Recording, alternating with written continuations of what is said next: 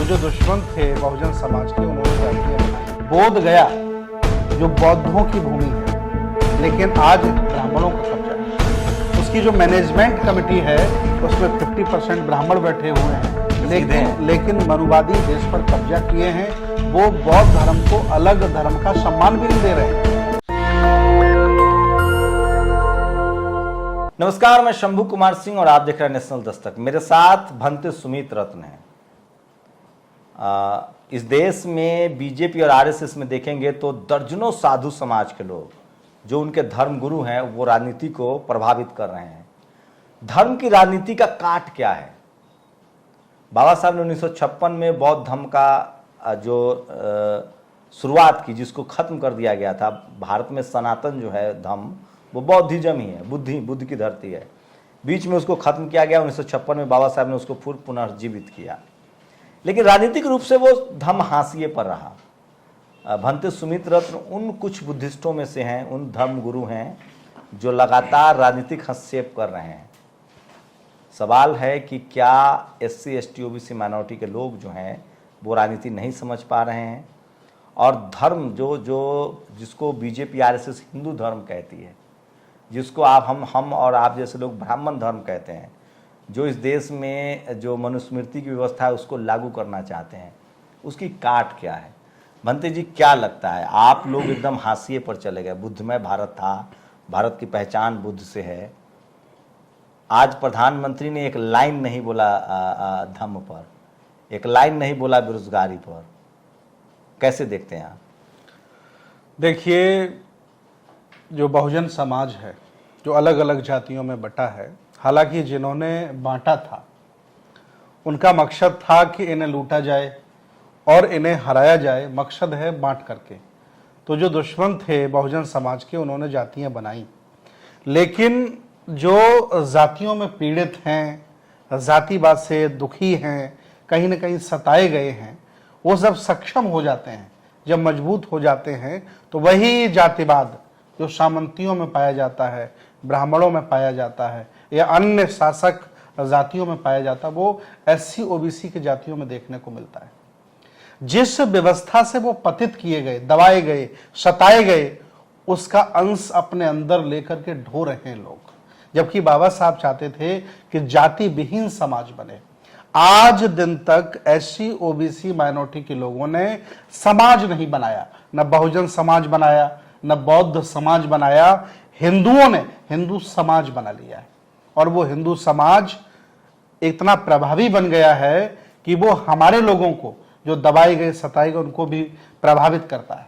लेकिन उससे फायदा तो नहीं है ना। आप तो बरगला हिंदू समाज बनने से क्या OBC का 27% रिजर्वेशन लागू हो जाएगा? क्या उनको नौकरियां मिल जाएंगी? क्या शेड्यूल कास्ट जो हिंदू था वीरेंद्र, उसकी हत्या कर दी गई राजस्थान में? तो आप तो हिंदू सिर्फ वोट के लिए हैं। जी, ये बात हम SC OBC के लोगों को समझाते हैं कि हिंदू आपसे कह करके आपको लूटा जाता है, आपको ठगा जाता है, आपको हालांकि कुछ मिलता नहीं है। अगर आप हिंदू भी हैं तो चौथे पायदान पर हैं या 5वें पायदान पर हैं, या आप शूद्र कहलाते हैं या आप अछूत कहलाते हैं। लेकिन ये SC OBC के लोग उसी अछूतपन में, उसी शूद्रपन में रहने को तैयार हैं। ये मैं देख पा रहा हूं। अगर इनके मन में स्वाभिमान जागा होता, जैसे महापुरुषों ने कहा है कि इतिहास इनका इन्हें बता दो, इनका गौरव इन्हें बता दो, तो इनमें आग लग जाती है, व्यक्ति जाग जाता है। लेकिन इतनी सारी किताबें ज्योतिबा फुले ने लिखी, इतनी सारी किताबें बाबा साहब ने लिखी, इतने बौद्ध भिक्षु, 1 लाख संगठन इनको जगा रहे हैं, ये जग नहीं पा रहे हैं। इसका कारण मैं आपको बताना चाह रहा हूं, सेफ जोन। ये बहुजन समाज आज भी अपने आप को असुरक्षित महसूस नहीं करता है।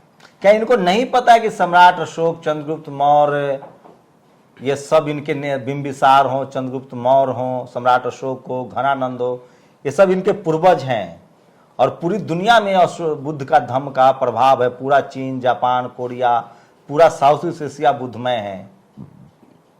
तो ये कहाँ आप लोग बात करते हैं लोगों से, तो क्या ये टैग लगा दिया गया है जानबूझकर कि बुद्धिस्ट वही है जो शेड्यूल कास्ट है? नहीं, ऐसा है। पहले जो बौद्ध धर्म का काम लोग करते थे, उन्होंने कभी भी शेड्यूल कास्ट की अन्य महापुरुषों की चर्चा नहीं की, OBC के अन्य महापुरुषों की चर्चा नहीं की। लेकिन अब हम जैसे लोग बहुत हैं जो खुलेआम पंपलेट पोस्टर पर सम्राट कनिष्क को छापते हैं, सम्राट हर्षवर्धन को छापते हैं, महापद्मनंद को छापते हैं, गाडगे बाबा को छापते हैं, अन्य महापुरुषों को छापते हैं, जिससे उन लोगों को लगता है कि मेरे जाति वर्ग में भी महापुरुष पैदा हुए हैं, उनके अंदर परिवर्तन हो रहा है। लेकिन इतना परिवर्तन नहीं हो पा रहा है कि जो अपने आप को हिंदू कहने से या होने से वंचित रख सकें। तो क्या जैसे सोनेलाल पटेल बुद्धिस्ट बने, जी, जगदेव बाबू बुद्धिस्ट बने, पेरियार ललई सिंह यादव बुद्धिस्ट बने, तो ये तो और सम्राट अशोक खुद कृषक थे, क्षत्रिय थे,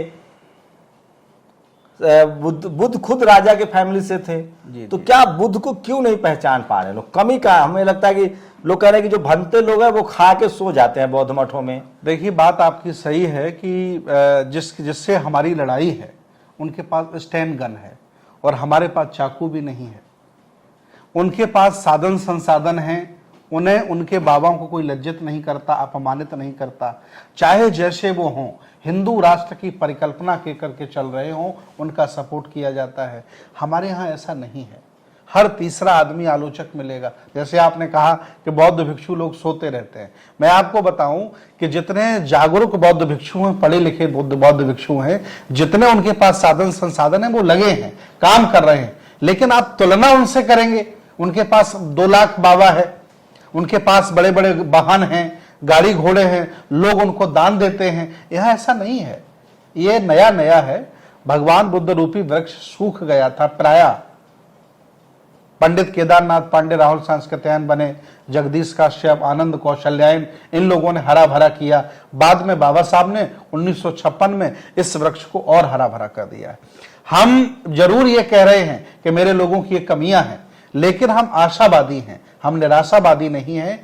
हम मेहनत करेंगे और इन सोए हुए लोगों को, डरे हुए लोगों को, जो आज भी अपने आप को सुरक्षित महसूस कर रहे हैं, एक दिन जगा देंगे। और जिस दिन ये जग गए, उस दिन ये सातिर लोग, ये जालिम लोग जो संविधान खत्म करना चाहते हैं, भारत को लूटना चाहते हैं, भारत को लूट खाने की भूमि बना रखी है, ये स्वयं इस देश से किनारा कर जाएंगे। अब तो प्रधानमंत्री सोचिए 4 धाम की यात्रा कर चुके हैं, सारनाथ, लुम्बिनी, दुनिया के दूसरे देशों में जाते हैं तो कहते हैं बुद्ध की धरती से आए। तो यहाँ किस बात का संकोच है? भारत की पहचान ही बुद्ध से है पूरी दुनिया में, सम्राट अशोक से है, चंद्रगुप्त मौर्य से है जी। और हमारा तीर्थ स्थल है सारनाथ, लुम्बिनी, जो जहां दीक्षा मिला गया, बोध गया जी, तथागत बुद्ध को, और जहां परिनिर्वाण हुआ उनका कुशीनगर। तो पूरी दुनिया के लोग वहां आते हैं, जापान, चीन जैसे देश के लोग वहां आते हैं। पूरे मतलब दर्जनों देश में बुद्धिज्म है। भारत में मैं क्या मानूं, कहां कमी रह जा रही है? क्या प्रचार प्रसार की कमी है, टीवी अखबार की कमी है, या हमारे लोग बोल नहीं पा रहे अपने धर्म के लिए? आप जो कह रहे हैं 100% सही है। सारी पार्टियों के नेता बौद्ध विहारों में भी जाते हैं, बौद्ध तीर्थों की यात्रा भी करते हैं। लेकिन मैं आपके दर्शकों को बताऊं आदरणीय शंभू कुमार जी, बोध गया जो बौद्धों की भूमि है, लेकिन आज ब्राह्मणों का कब्जा है। उसकी जो मैनेजमेंट कमेटी है उसमें 50% ब्राह्मण बैठे हुए हैं, 50% बौद्ध लोग हैं, और ऐसे बौद्धों को मैनेजमेंट कमेटी में रखा है जो ब्राह्मणों के प्रभाव में, उनके दबाव में रहते हैं। वहां नीतीश कुमार ने तो काफी काम किया है बुद्धा सर्किट को लेकर। आप देखिए राजगीर, गया, बोध गया, पटना में जितने अभी उधर जो स्कूल कॉलेज बनवा रहे हैं वो सब में बुद्धा आर्किटेक्चर है। पटना में उन्होंने अशोका कन्वेंशन सेंटर, मायावती जी ने इतने मुख्यमंत्री के तौर पे अगर कल्चरल की बात करें, बाकी ओबीसी नेताओं में, शेड्यूल कास्ट नेताओं में कहां कमी रह जा रही है?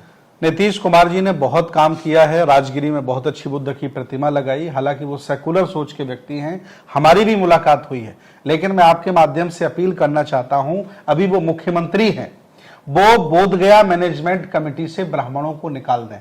अब वो ब्राह्मणों के दबाव में भी नहीं है, किसी बामन के दबाव में भी नहीं है। मनुवाद उन्होंने त्याग दिया, वो महागठबंधन में आ गए हैं। तो मेरी विनती है उनसे कि बोध गया मैनेजमेंट कमेटी से ब्राह्मणों को निकालें। जब सारी मस्जिदें मुसलमानों के पास हैं, हिंदुओं के मंदिर हिंदुओं के पास हैं, तो मेरा बुद्ध विहार ब्राह्मणों के पास क्यों है, मैं पूछना चाहता हूं। मायावती जी के काम को कैसे देखते हैं, खासकर जो बुद्धिज्म को लेकर उन्होंने काम किया?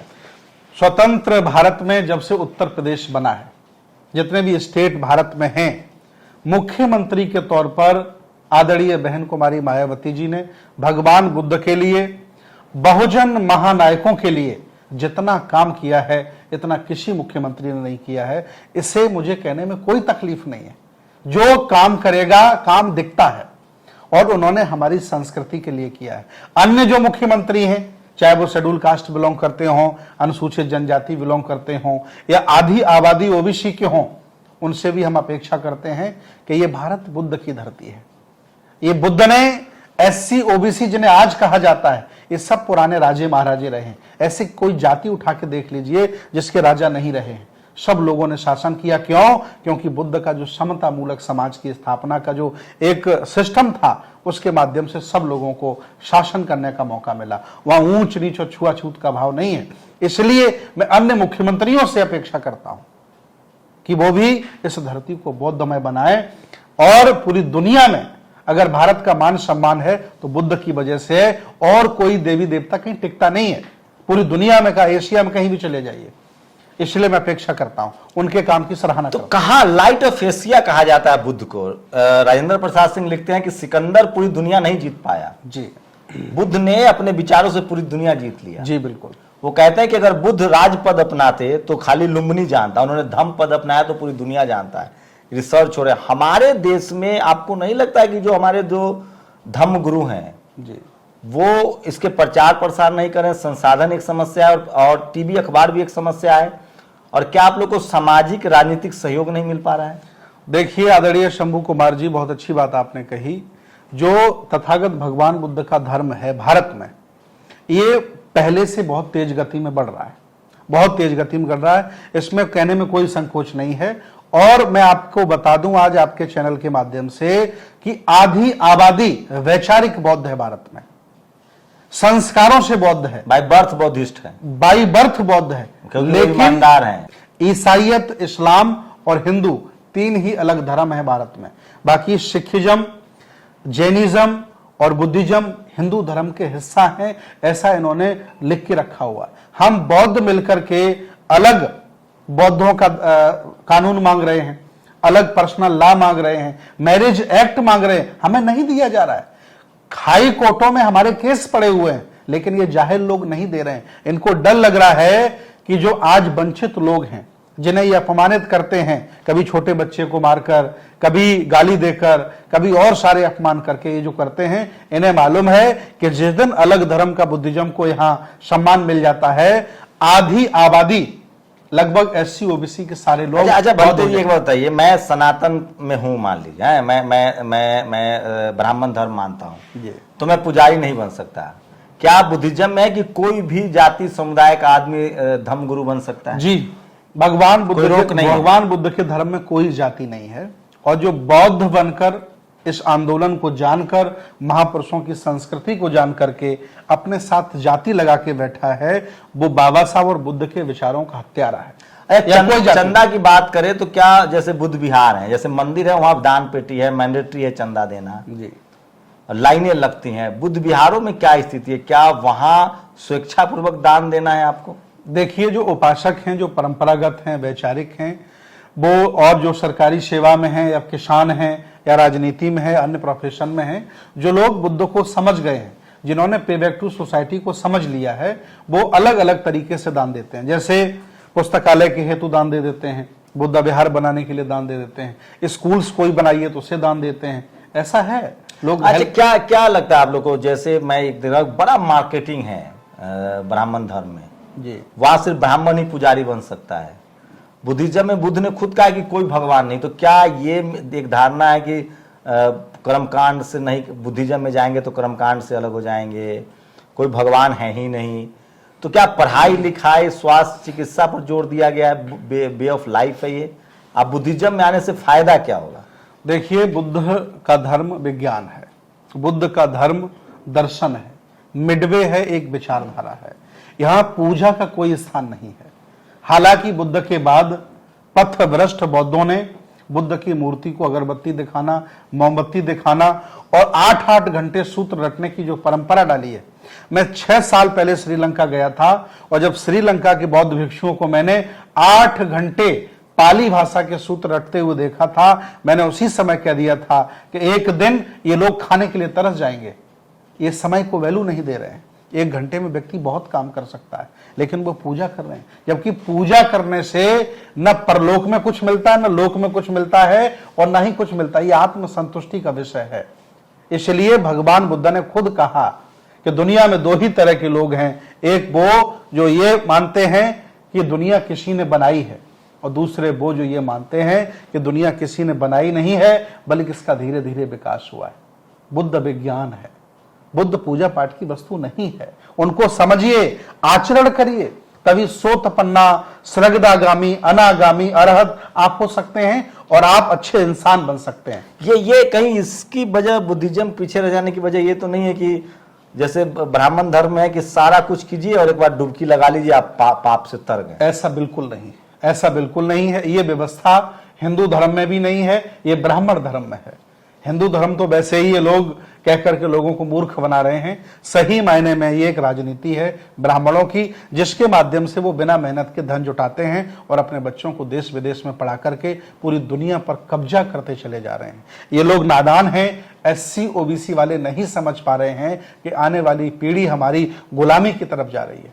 अच्छा ये बताइए, आज 50 साल हो गए बाबा साहब को धम्म अपनाए, और आज दिन तक ये SC OBC के लोग निर्णय नहीं कर पाए कि हमें बौद्ध हो जाना चाहिए, जबकि बाबा साहब ने 20 वर्ष धर्मों का अध्ययन किया, इसके बाद तय किया। बौद्ध होना कठिन है ना, उसमें इतना आप लोगों ने कड़ा नियम रखा है। चोरी नहीं कर सकते, झूठ नहीं बोल सकते, पाप नहीं कर सकते, आप धोखा नहीं दे सकते जी।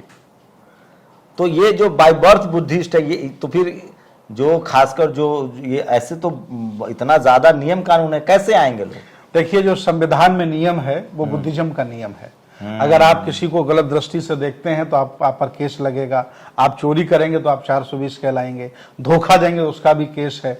तो जो प्रकृति को मंजूर नहीं वो बुद्ध को मंजूर नहीं। लेकिन ब्राह्मण धर्म हर वो कार्य करता है जो प्रकृति के विपरीत होता है, चाहे वो जन्म लेने की जगह हो, जैसे मुंह से जन्म ले लेना।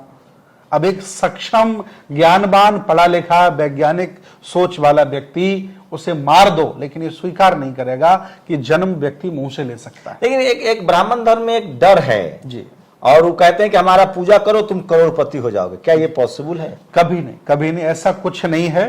हालांकि इस चीज को फैलाने के लिए उनके बड़े बड़े पैसे वाले लोग ये ढोंग करते हैं, ताकि गरीब आदमी ये महसूस करे कि आज गुप्ता जी ने बहुत बढ़िया हवन कराया है या जागरण कराया, इसलिए वो पैसे वाले हो गए। तो बेचारा छोटा वाला भी लालच में अंधविश्वास, पाखंड ढोए जा रहा है, और जब उसकी जिंदगी गुजर जाती है, बूढ़ा हो जाता है, तब भी उसको समझ में नहीं आता है। तब वो कह देता है कि ईश्वर को यही मंजूर है, मेरे भाग्य में यही लिखा है, क्योंकि ब्राह्मण यही समझाता है। लेकिन धम्म में आने पर आप अमीर हो सकते हैं, क्योंकि आपको धम्म, पढ़ाई लिखाई है जी, ये सब भगवान बुद्ध के धर्म में आने के बाद कोई रुकावट नहीं है आपको।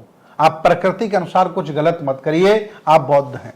कोई सर्टिफिकेट की आपको जरूरत नहीं है।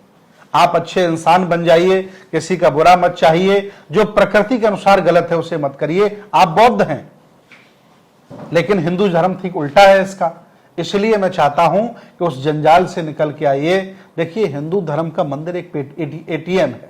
वो ऐसा ATM है कि जिसका पिन उसका पुजारी ब्राह्मण ही जानता है, और उस ATM में पैसा सब डालते हैं। अब ऐसा ATM रखने से SC OBC लेकिन लोग तो कह रहे हैं कि वहां स्वर्ग मिलेगा, ऊपर का भी रिजर्वेशन होता है, आपके पूर्वजों को भी सम्मान, जो आप यहाँ चढ़ाइएगा वहां पूर्वजों के पास जाएगा। एक दो साधु तो ऐसे हैं, वो कहते हैं मैं रावण से बात करता हूँ। एक साधु अभी युवा है, वो कह रहे थे कि सारा पत्नी छोड़ के सारा माल हमको दान कर दो। देखिए, ये संभव हो सकता है जाहिलों के बीच में। एक बड़ी प्रचलित कहानी है कि बजरंग बली, कहानी है, काल्पनिक है, टहल रहे थे पृथ्वी पर, देखा कि लाल लाल सूरज कैसे निकल आया, और हाथ बढ़ा के उसे उठाया और मुंह में डाल लिया। लोग परेशान हो गए कि अंधेरा कैसे छा गया, तो हनुमान जी के हाथ जोड़े गए। तब बड़ी मुश्किल से हनुमान जी ने मुंह से उस सूरज को निकाला। बाद में लोगों को पता चला, ये बिना पढ़े लिखे लोग थे, मान लिए। जब उन्होंने भूगोल पढ़ा तब पता चला कि सूरज पृथ्वी से कई लाख गुना बड़ा है। ये कहानी झूठी है। धीरे धीरे समाज जागरूक हो रहा है, पढ़ रहा है, समझ रहा है। लेकिन कि कर्मकांड तो तभी तक चलेगा जब तक लोग पढ़ेंगे नहीं, और जब बहुजन पढ़ेगा नहीं तब तक कर्मकांड में फंसा रहेगा। देखिए, एक दुखद घटना और है कि व्यक्ति न जाने कुछ करता रहे तो चलता है, लेकिन SC OBC वाले ऐसे तमाम लोग हैं जो आंखें बंद करके सोने का ढोंग कर रहे हैं। वो सब जानते हैं, लेकिन फिर भी दिखावा के लिए सोसाइटी का झांसा हमें देते हैं कि बनते जी इस मोहल्ले में मैं रहता हूं तो मुझे करना पड़ता है, पड़ोसी क्या कहेगा। ऐसी स्थिति में वो अवसाद में घिरा हुआ है, जानबूझ करके सोया हुआ। लेकिन मैंने पढ़ा था कि धर्म का धंधा जो है वो डर से चलता है। क्या बुद्धिज्म में भी ये लागू होता है? कोई डर नहीं है बुद्धिज्म में, कोई डर नहीं है बुद्धिज्म में। अगर डर है तो प्रकृति के खिलाफ जाकर किसी का नुकसान करना और अपना नुकसान करना है, किसी तरह का भय नहीं। बुद्धिज्म ईश्वरवादी नहीं है। मैं बुद्ध की 3 लाइनें अपने जीवन में उतारना चाहता हूं। First priority is health, second priority is relationship and third priority is wealth. सोचिए, बुद्ध कहते हैं कि पहली प्राथमिकता आपका स्वास्थ्य है, दूसरी प्राथमिकता आपके जीवन के रिश्ते हैं, और तीसरी प्राथमिकता धन है।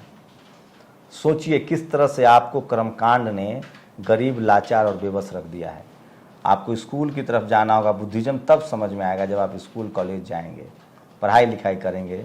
बुद्ध मतलब है, बुद्धिज्म मतलब है शानदार जिंदगी, बेहतर जिंदगी, सम्मान पूर्वक जिंदगी, जिसमें दया हो, करुणा हो। कुछ लोग कहते हैं कि बुद्ध को मानने वाले लोग बहुत डरपोक हो जाते हैं। नहीं नहीं, वो गलत कहते हैं, वो लोग अपमानित करते हैं। मैं बौद्ध भिक्षु हूं और बुद्ध मेरे शास्ता हैं, मैं उनके सिद्धांतों को मानता हूं।